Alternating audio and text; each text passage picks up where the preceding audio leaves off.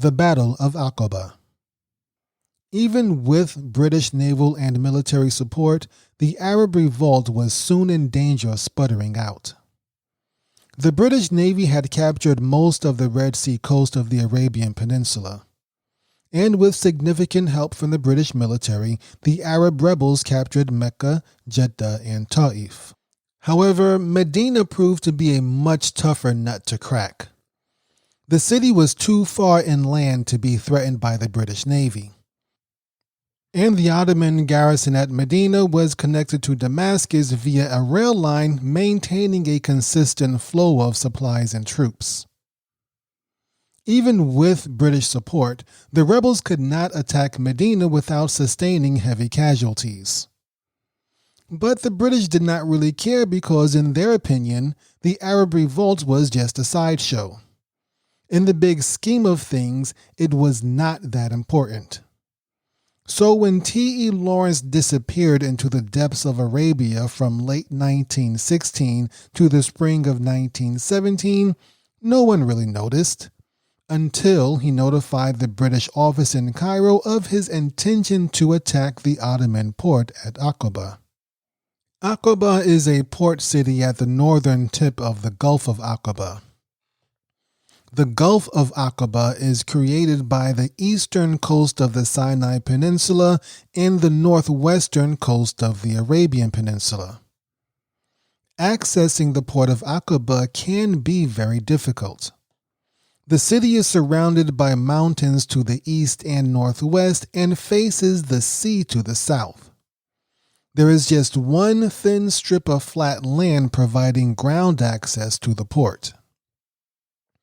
Lawrence paid Auda Abu Tayyeh, the leader of a federation of northern Arab tribes, 10,000 British pounds sterling to join the Arab Revolt. Auda was from the region and knew how to sneak up on the Ottoman fortress at Aqaba. Auda led the Arab Revolt forces through the desolate valley of Wadi Sirhan, which today lies between the nations of Saudi Arabia and Jordan. This allowed them to keep out of sight of Ottoman scouts. Auda sent one group of fighters to attack an Ottoman supply depot near Amman, Jordan. This distracted the Ottomans, making them believe the Arabs were heading north towards Damascus or Aleppo. Instead, the main group of Arab fighters went south to attack Aqaba. The Ottomans expected any attack on Aqaba to come from the sea, so they had their big artillery pieces pointed in that direction. Considering how difficult it was to access Aqaba by land, they were surprised by the sudden appearance of the Arab forces. When T.E. Lawrence informed the British office in Cairo of his decision to attack Aqaba, they expressly forbade him from going forward with his plan. Lawrence ignored them and attacked anyway, forcing Cairo to send British warships to support him. The Ottoman garrison at Aqaba was small, with only about 300 men. Meanwhile, there were nearly 5,000 Arabs fighting under Auda Abu Tayyeh. The Ottomans could not fight against both the British warships and the Arabs at the same time. Ultimately, they surrendered to Auda Abu Tayyeh on July 6, 1917. With the Ottoman fort in British and Arab hands, T.E. Lawrence decided to make the dangerous journey back to Cairo.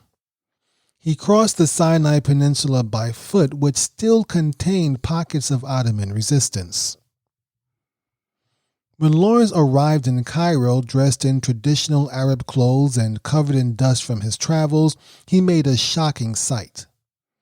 He gave a full report of the successful attack on Aqaba, taking credit for the victory, but leaving out the part played by Auda Abu Tayyeh. The Battle of Aqaba changed things for the Arab Revolt. The capture of Aqaba opened up another route to the north, allowing the rebels to bypass Medina. The British began transporting thousands of Arab forces by sea from the Hijaz to Aqaba. From there, they could support British troop movements into Palestine, Syria, and Jordan.